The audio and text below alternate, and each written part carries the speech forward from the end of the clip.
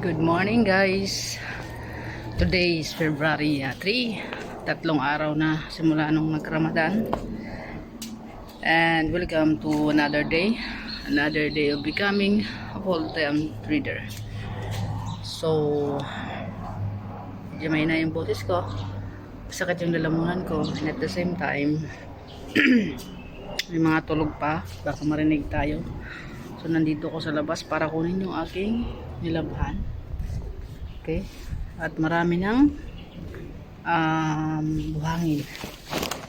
Eh, syempre, tawag dito, malikabok dito. Nagsa-sunstorm. Na kayo.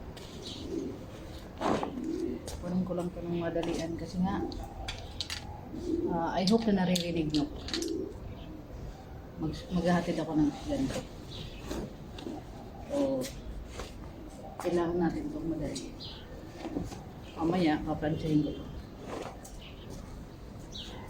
No.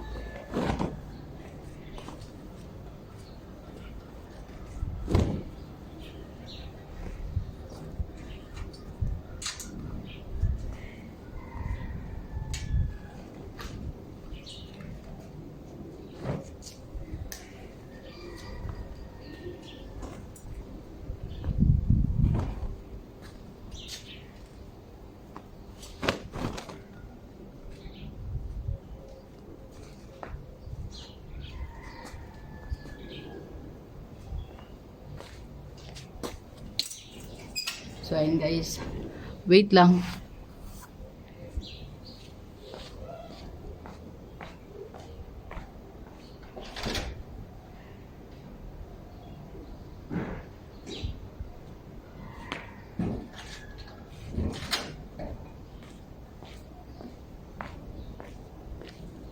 Pala ako naiwan. So ayan, tapos na natin ipasok yung ating damit. Punta na tayo sa sasakyan. Magpapainit tayo ng sasakyan. At malapit nang magsilabasan yung estudyante ko. So wait lang. Punta lang muna tayo ng sasakyan. Ayan guys, nandito na tayo sa sasakyan. Pinatay ko lang yung makina kasi nagreklamo minsan yung may-ari nito na mahal daw gasolina. Well, in fact, nung taglamig, talagang kailangan painitin yung sasakyan. Ngayon, hindi na daw mainit. So, ayun. Pinatay ko na. Habang naghihintay tayo, ikwentuhan ko kayo guys. Ayun. The past few days, bulol ako. Yung braces ko, singaw. So, past few days, I think Friday wala tayong market, no? Tapos, mayroon akong pending trade nung Saturday. Okay, na Sunday lang siya. Bali actually yung isa, Friday yon. And then yung isa is nag-entry ulit ako ng Saturday sa BTC.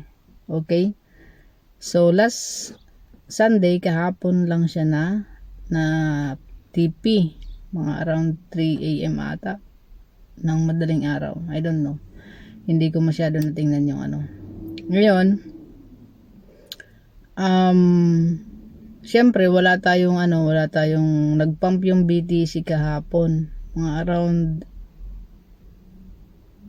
kasi may news Meron kasi tinatawag na news guys about sa mga inflation, population, cut rates, mga ganon. So sometimes pag may news, talagang biglang nagpa-pump yung market, nagpa-pump or nag-low. Minsan nagsisell talaga, as in biglang bagsak ng presyo o biglang taas. So ngayon, yung ating balance ay nasa 250 plus. Okay? 50 or 60 plus. And then kagabi nagtry ako na mag-reverse mga around 11 PM kagabi sa BTC. And na SL tayo ng 8,000 ata. So na stop loss tayo ng 8,000. So I think nasa 250. We will check now. Okay? So again, salamat sa panonood. Salamat sa mga sumusubaybay. And if you are new sa panonood sa documentary ko, real life documentary to, hindi ako nag-edit ng mga videos ko. Wala akong pinifake dito.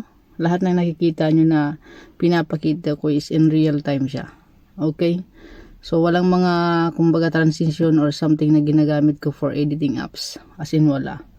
Kasi gusto ko siya maging totoo, no? Kasi wala namang edit sa real life. So ginagawa ko talaga siya na maging real sa tao ba. Hindi yung kailangan mo lang gawin para sa views or subscribers.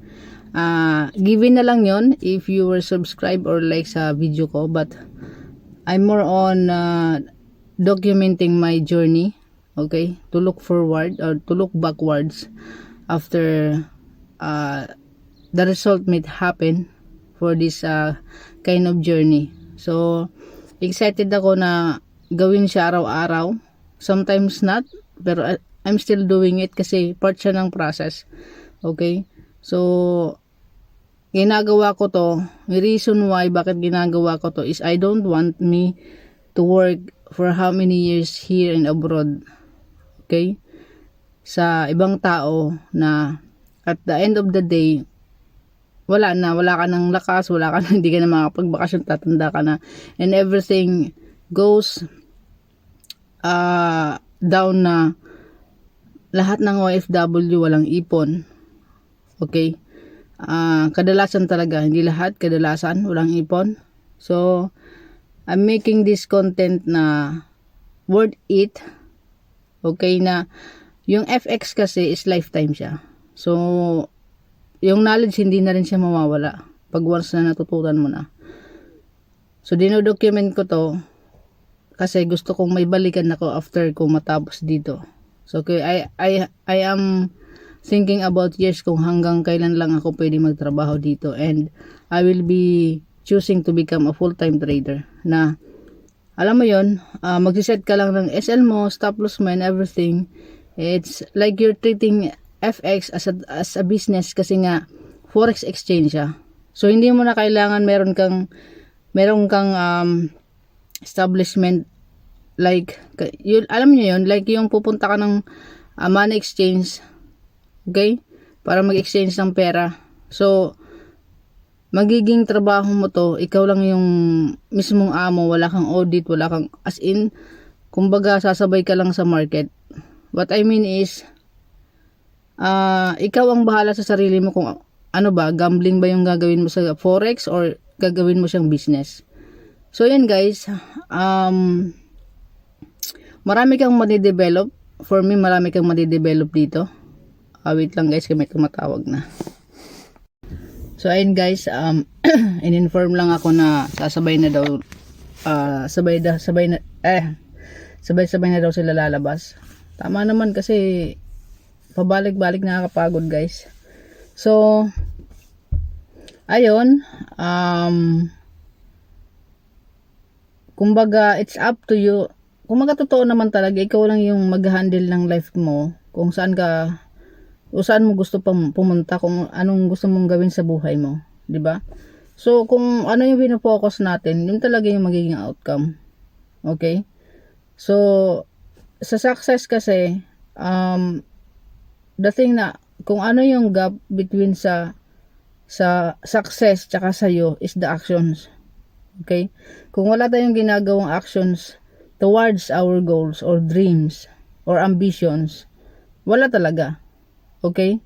So kung iniisip mo lang na gusto ko magkapera pero wala kang ginagawa, hindi ka maghanap ng trabaho or hindi ka mag-iipon or hindi ka gagawa ng another source of income, wala, 'di ba? Kasi ikaw mismo sa sarili mo alam mo na hanggang sapat lang yung sahod mo.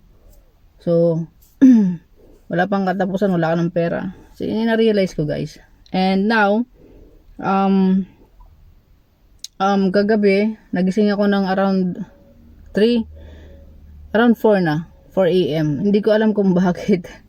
Nagigising ako guys ng madaling araw, mga ganong bagay. Tapos simula nung makilala ko yung forex, talagang hindi na siya nawala sa sistema ko. Okay? Lagi na ako nag-check ng chart, lagi na ako nag-trade. So parang naging ano na siya, kasama na sa daily basis ko, no. And kagabi nagising ako ng around almost 4, okay, na tumingin ako ng chart.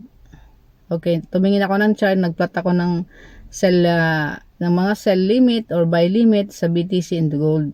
Okay, so now we will check sa aking phone if na-trigger na yung ating sell limit and buy limit na pinat kahapon, kanina madaling araw. Okay, so sa BTC, okay guys, papakita ko sa inyo yung aking trade sa BTC kaninang madaling araw.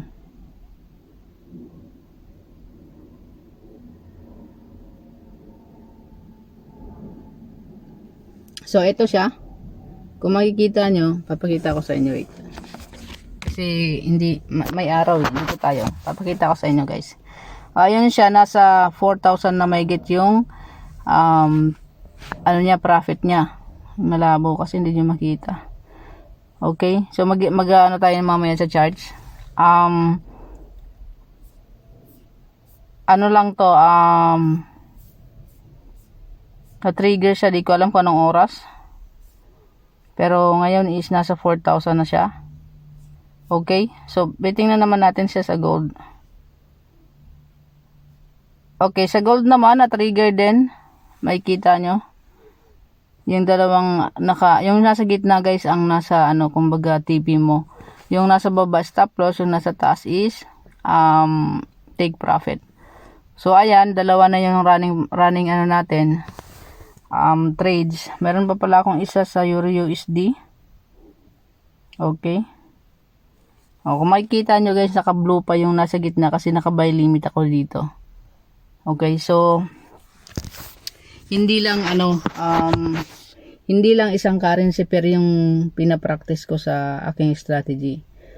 And sa trabaho ko, ginagawa ko lang siya sa spare time ko, na halimbawa kahapon di talaga ako tumulong sa kusina. Nag-analyze talaga ako, nag-aral ako sa forex trading. Alam mo yun, marami sa video marami sa YouTube din ang pinapanood ko about but it will make sense sa'yo pagka ikaw na mismo sa sarili mo na may nakikreate ka ng strategy. Kasi pag komportable ka na sa strategy mo, ikaw yung mismo yung gumawa or tawag dito, nag-back test. Kumbaga sa feeling mo komportable ka, sige, kaya ito babalik yan, tapos aakyat. So yung mga napapanood ko kasi sa YouTube, lagi nilang sinasabi, you need to create your own strategy na proven mismo sa'yo. Na ikaw yung nag-backtest lahat-lahat. Kasi pag once na pabalit-palit ka ng strategy, kasi may napapanood ka na iba't ibang strategy sa YouTube, magulo eh. Ganun ako guys dati.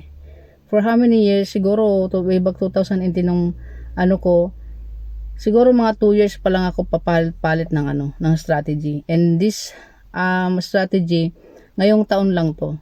Okay? Kumbaga dito ako naging komportable. It makes sense. Meron na akong pinapanood na free tutorial. Okay? Sa TikTok. Sa TikTok ko siya nakita na yun yung dinidiscuss niya. And for me, it makes sense. Yung niya, ini-explain niya. So, kung sisimulan mo yung pag ng forex, walang masama. Kasi tandaan nyo guys, kung nag-spend ka ng monthly sa internet mo, so why not na pag-aralan mo yung katulad ng ginagawa ko. Meron akong monthly plan. So dito, kasi na yan eh. Kumbaga parang necessity na sa atin yung yung data, yung internet, yung wifi. So nagplan ako, and then after that, yun na yung yun na yung talaga yung plinano ko na mag-stick sa isang strategy, and hindi masayang basta lang yung ating pera. At least at the end of the day, meron akong natutunan, and it will help me to go out sa ganitong trabaho. Kasi isipin mo guys, kahapon, kung ako walang trabaho, no, nagagawa ko yung, hindi sa walang trabaho. Kung ako nagpo-forex trading, kahapon from the day na sinet ko yon and alam kong mapaprofit siya, kasi emotional and psychological yung kalaban natin dito, sarili natin mismo. So, iniisip ko kahapon, parang yung 50,000 dollar, magkano yun sa Philippine money, 'di ba? So kahit ilang araw ka di magtrabaho, gawin mo lang yung gusto mo. Makakatulong ka na sa sarili mong pamilya. So the other day, you really don't know what's will gonna happen kung halimbawa mag-profit ka uli. So 3 consecutive days, isipin niyo na lang guys, 3 consecutive days kumita ka ng $50 or sabihin natin $50,000. Or everyday kumikita ka ng $100. Okay? So magkano yung $100 guys? Tingnan natin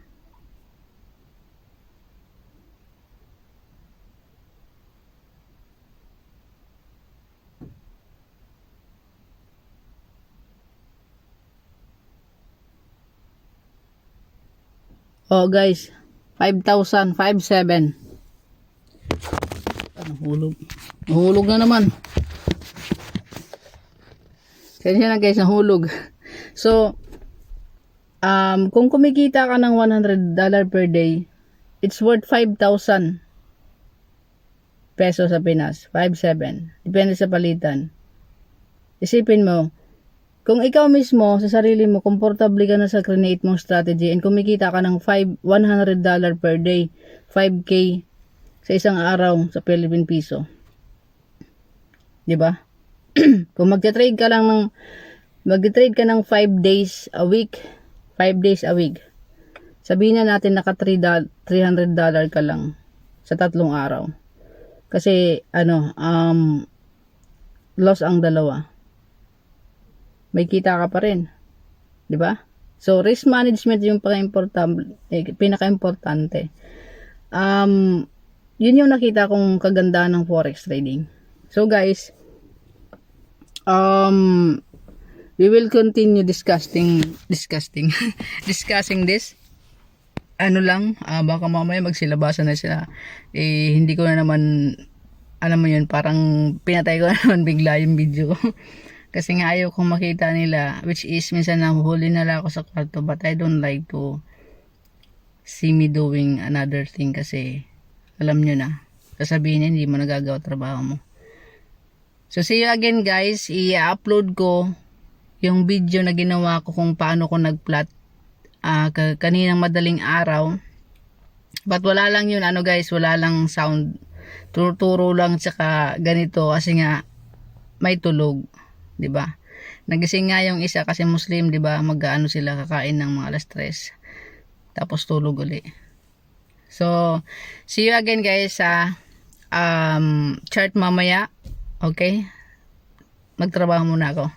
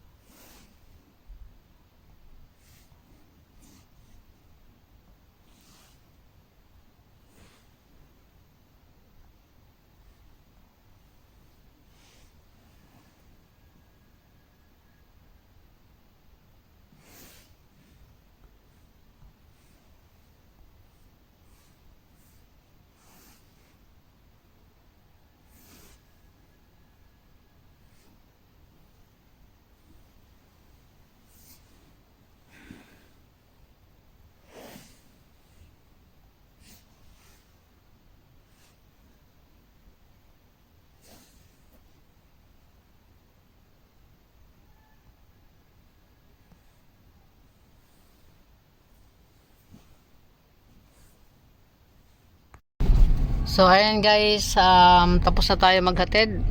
Okay? Yung isa na hinahatid ko sa Musafa, nagpatid sa clinic ngayon. Hindi ko alam kung may trabaho ba yun. Pero uwi na tayo. Okay, uwi na tayo and we will wait kung tawag ba magpapasundo or magpapatid. So, have a great day everyone. Tuloy lang. So, ayun guys, nakauwi na tayo. Tingnan natin kung meron tayong gagawin or maghihintay tayo ng message, tawag, kung magpapasundo ba yung hinatid ko at pupunta ng trabaho. Ngayon tayo natin mag breakfast. Ayan yung mga panila kagabi. May gising na yung matanda mamaya na guys, breakfast guys. Hugasan pa ngayon, di pa tapos, di tayo nagtrabaho niyan. So ayun guys, mag-aalmusal na tayo. Tinawagan tayo nung may trabaho sa Musafa. Sinabihan pa ako na kailangan ka pa bang sabihan. Syempre hindi ko alam na pupunta ka ng trabaho, tapos mag-a-assume ako na astaghfirullah. Yun guys ang problema dito. So ilagay ko muna kayo dito or mamaya na. See you guys. So ayun guys, on the way na tayo Ito yung mahirap sa nangangamuhan ka kasi nga they are assuming and thinking that you know everything. Alam mo yun, yung dapat sila yung mag-guide sa'yo, diba? Kasi dinap ko sa clinic, so nag-assume ako na tatawag siya tatawagan niya ako na magpapasundo siya kasi nga yung sasakyan guys, mahirap dito ang sasakyan. Ito yung sa kanya, ito yung sa kanya. So sinabihan ako nung last week na pag yung sa mga anak niya, sa mama niya, sasakyan niya gamitin.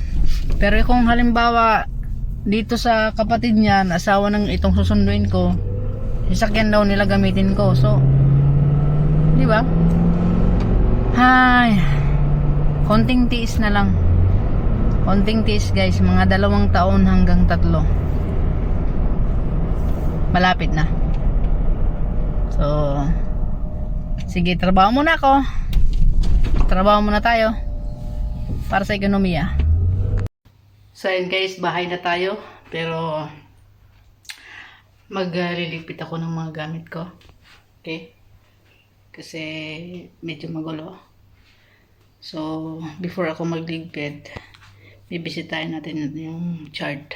So papakita ko sa inyo yung aking trade ngayong hapon, ngayong araw, kanina. Mga alas 3 ng madaling araw, alas 4. So let's jump in sa chart. So ayun guys, connect ko muna. Okay, connect muna natin yung ating 10:57 AM March 3. So naka-connect na siya. Pin natin. We will check sa kay BTC. Okay. Pin natin. Almost TP na. Okay. So ito yung opening and closing price. Okay. Yung kulay orange na yan. Yung SL natin nasa taas lang. Okay. And then TP natin nasa around 60% nung gahapon. Okay. Kasi 50 to. Ito 618. So ayan. Almost TP na siya. Okay. We will wait if aabot ba siya sa 50% or 618, 60% lang. Check natin sa gold.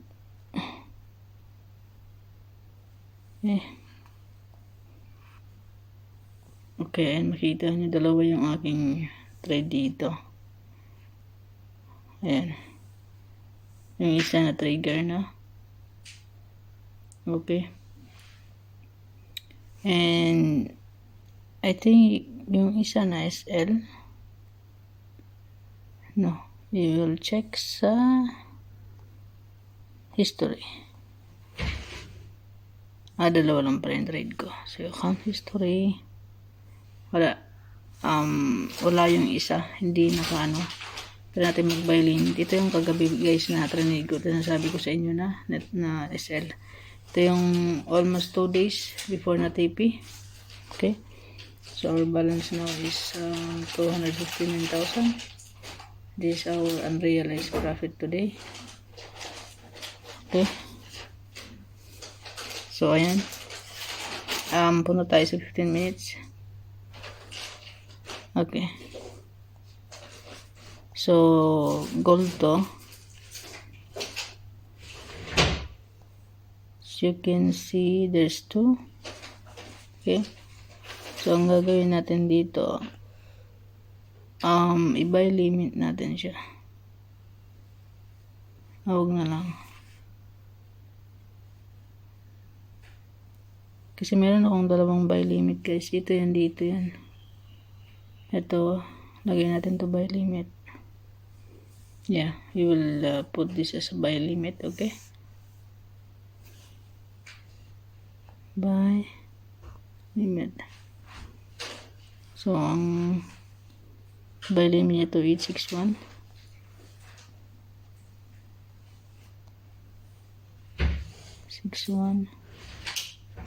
.10. TP niya is 2876. Stop loss niya is 2855. Ayan. Buy limit. So, ayan na siya. Okay. So, we will see if kunin niya pa yan before siya umakyat. Ito yung opening and closing price kahapon. Okay. Closing price and opening ngayon. Same. Okay. Ito yung session ngayon. Simula dito. Okay. Onwards. So, punta tayo sa EURUSD. Okay.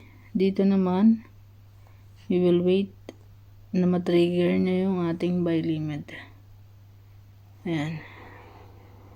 Okay. Dito maliit lang ang lot size na 13 ang TP. 8 ang stop loss. Okay. Stop loss siya nasa below ng opening and closing price kahapon. Okay. So, ang target lang natin is the fair value gap dito. Okay. Yan yung target natin, fair value gap. So, ayun guys. We will look forward sa ating trade. I'll let you see sa aking real account. Okay. This is negative.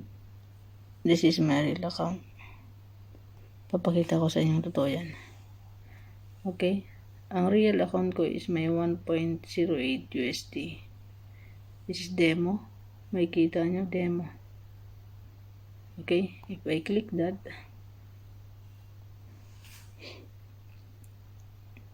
okay.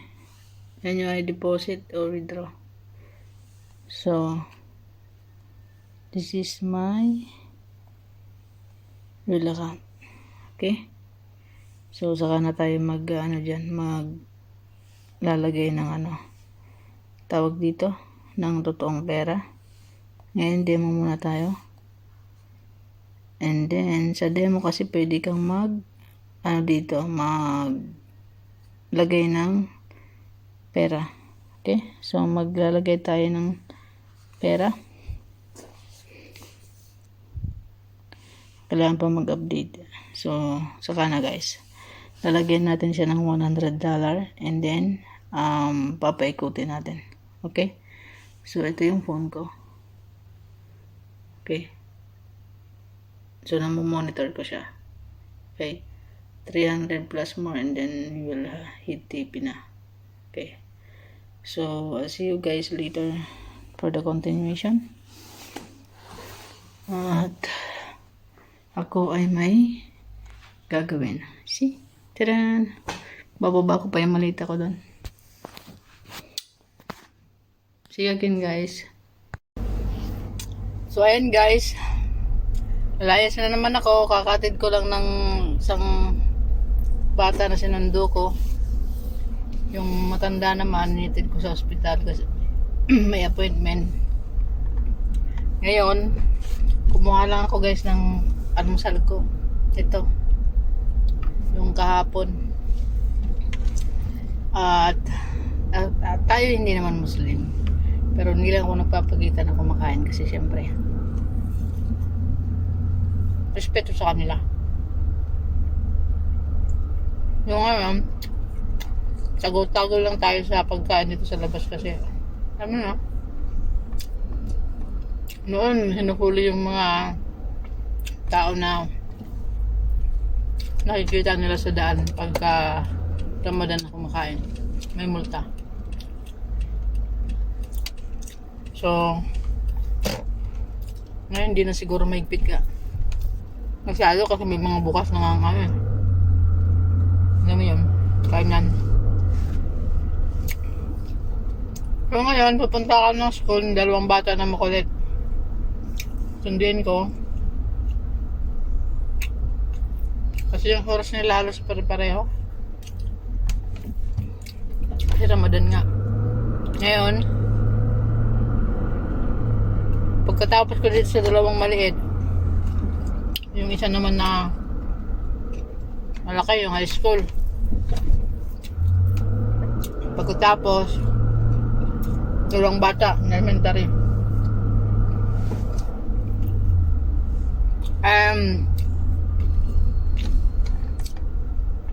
Habang kumakain ako nito or sa trabaho, we are looking forward sa ating trade na ma-take profit na siya. Kanina nag-bounce siya, bumalik nasa almost TP na siya, kaso ayun talaga mababa ang akyat, pero nasa below opening siya ng price and below closing price kahapon. So there's probability na kunin nyo yung 70 up to 80% ng kahapon na price before siya akyat, or will continues down. We never know. Imagine guys, kung nagbabakasyon ka, alam mo yan, tapos may nakapending trade ka, tapos nalilibang ka, hindi mo namamalayan, naka-take profit ka na, di ba? Ayun yung ang gandahan. And then for 3 consecutive trades, hindi na masama, di ba? So I'm managing risk, not consistently pa kasi syempre, pero yung lot size yun pa rin yung but yung risk management natin is talagang mini-maintain natin kasi nga yun kailangan yun kung magkano lang yung per day na ipapatalo mo at magkano yung magiging profit mo. So ngayon nandito na tayo sa school. Mamaya ko na guys papatuloy yung ating mga chika. Okay? Kailangan ko muna magsundo ngayon. So pagpapatuloy ko ang aking martes sa inyo mamaya. See you later. So guys, ito na. Nakaparking tayo ng sasakyan sa dulo. So Ang labas natin dito mamaya, traffic kayo. Mamaya pa tayong alauna yung medyo makakalabas. So late na masyado.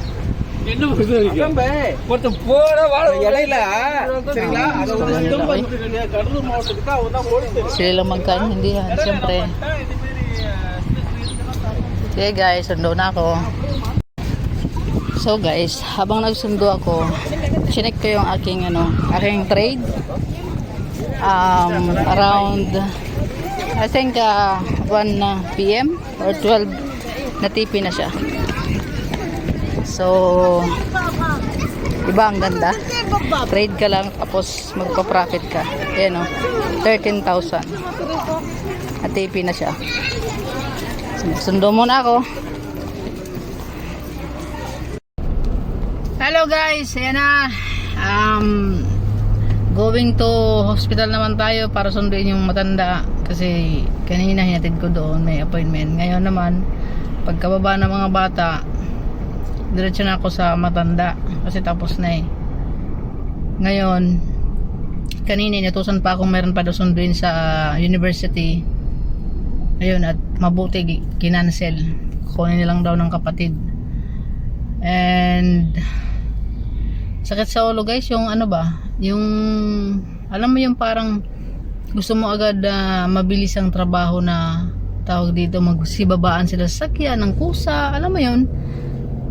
Pero hindi kasi yung matanda sa kanila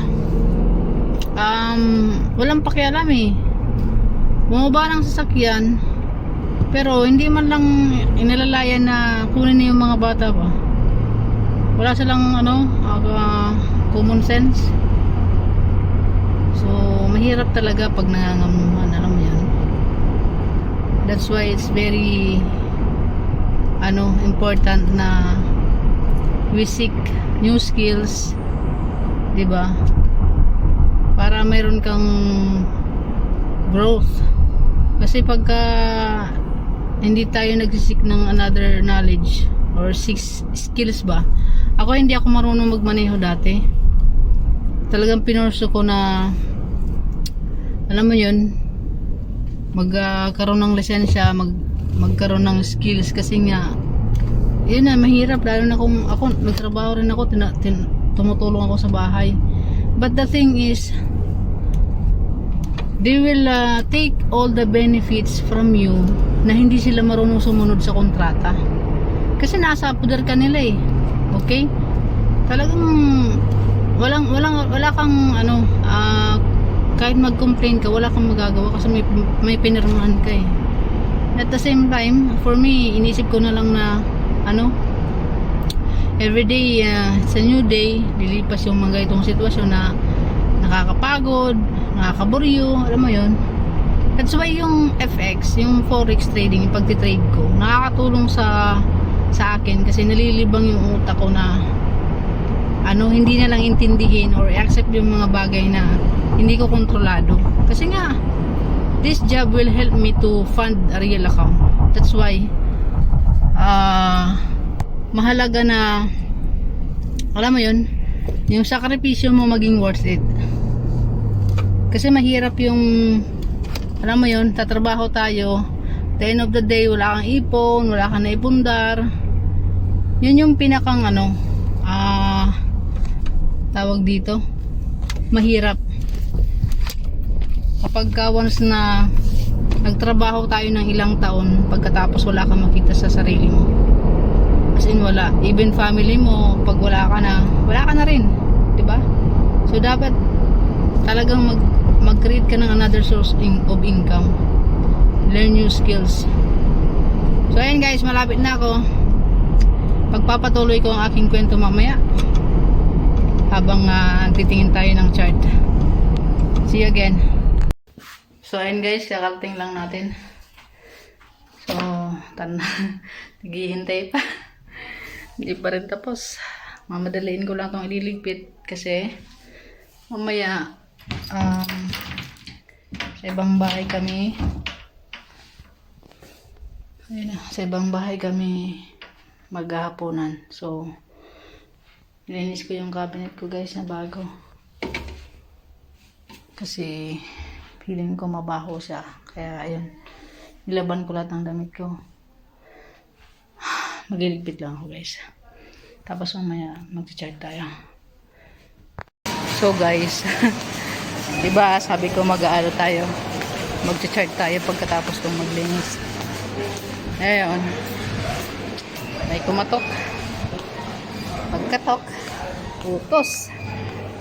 So, nandito na naman tayo sa Carrefour. Okay. Kuha tayo ng basket. Ayan guys. Kuha tayo ng basket. Kaya mag-grocery tayo. Okay. Ayan. Bibili ako ng manok. Bibili tayo ng manok. At iba pa. So, doon nga tayo dadaan.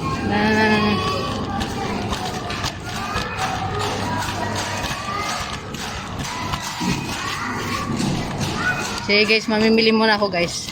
Mahirap maghawak ng ano, tsaka nagtutulak. Mamimili muna ako. So ayan guys. Tapos na tayo mag-grocery. Time check, 3:35 PM. Wala pa tayong kain. Okay, yung almusal natin kanina, 3 pilapil lang. Ngayon, uwi na ako ng bahay. Nag-grocery muna ako nila. Para sa kanilang pagkain. Ngayon, pagdating, titingnan naman natin if makakapag-review tayo sa chart. As usual, kailangan natin gawin para sa spare time lang natin. So, we need to be consistent. Okay. Ayun guys, nakawin na tayo. Ito yung aking tanghalian. Ngayon, titingin tayo ng ating chart. Okay. Ha? Ay, sorry. Dili man god kay nag-charge man ko. Wait lang. Dara ka. So, hindi siya ma-install. I mean, ma-update. Gagawin natin na tayo sa trading view. Time 3:59 PM. So, titingnan natin BTC. Okay. Yan yung mga ano. Bumabalik sa ano yung chart ko, pero inano ko na siya eh. Tawag dito. Yung kanyang setup binago ko, pero pumabalik siya. Let's see. Ayun. So ngayon guys, nandito tayo sa ating hindi pala, BTC USD.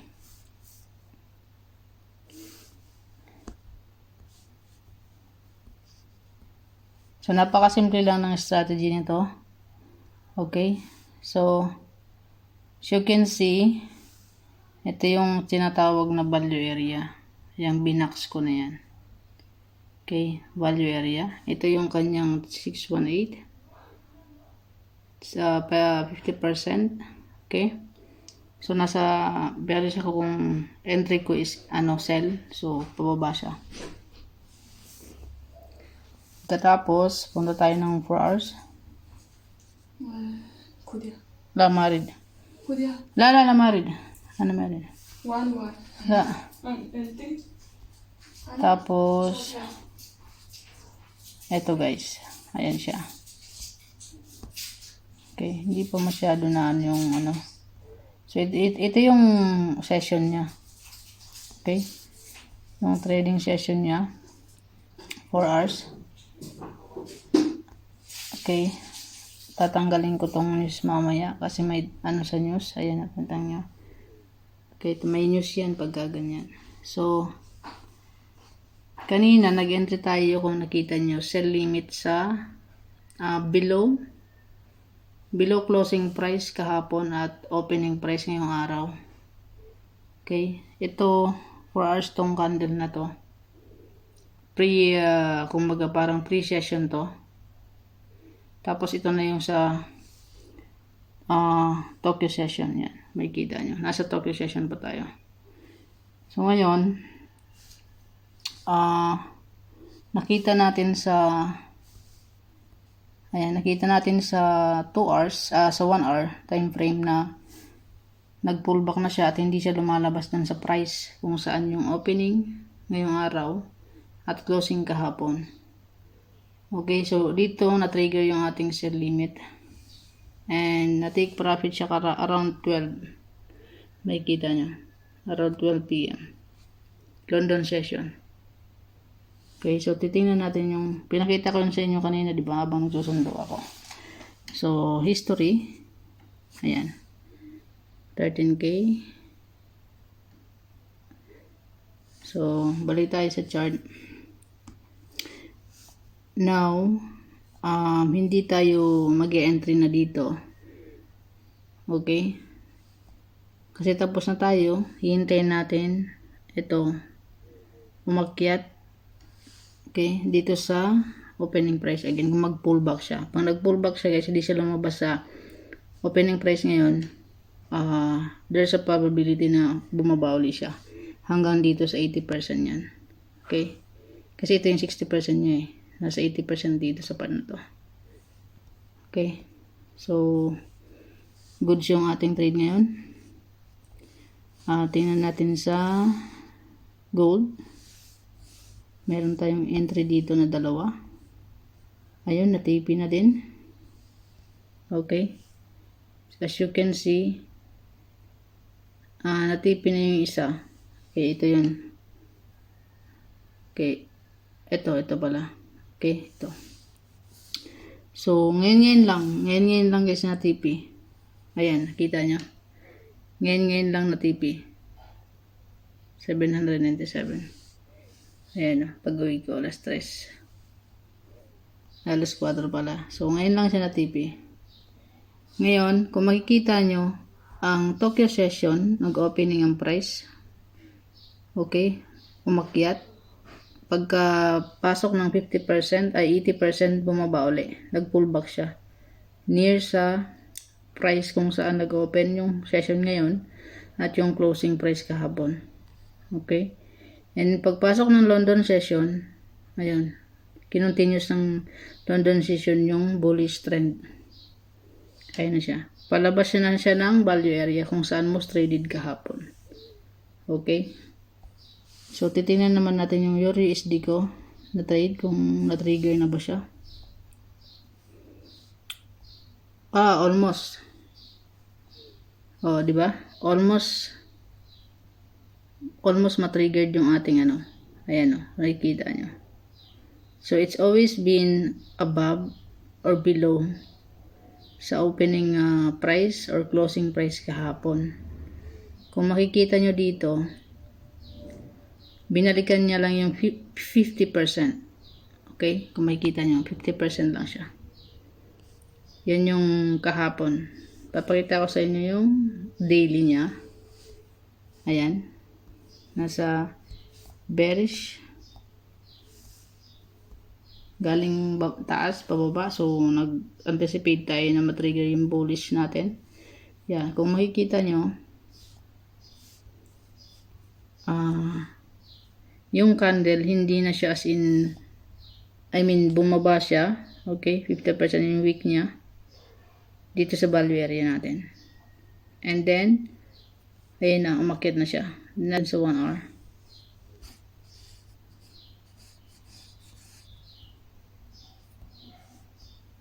Ito na. Okay, so 1 hour niya guys, makikita nyo pag open ng ng market, nawala yung sa session breaks ko. Sa Tokyo, kung makikita nyo, ayan hindi siya as in, dito na nag-open guys. So, ayan, dito na nag-open. Mismo sa above ng value area. Ito yung closing price at opening price. But, may gap siya. Alam nyo kung bakit? May Sabado at Linggo. Yung gap niya. So, binalikan niya hanggang 50% lang. Ayan nyo. Okay?